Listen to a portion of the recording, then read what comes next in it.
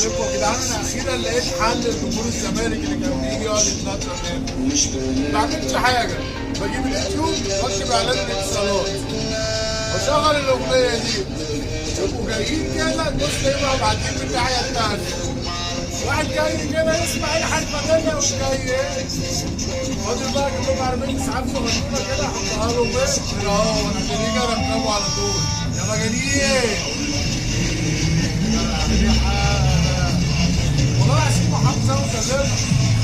انا مشغل الاغنيه ما بيعدوش مننا بحيث ان انا راشد. حسيت كده برضه فيروسون.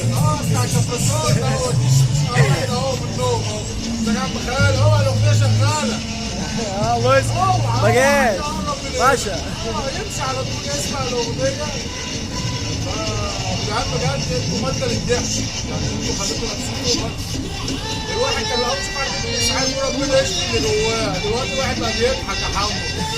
بلاش نرجع على القهاوي.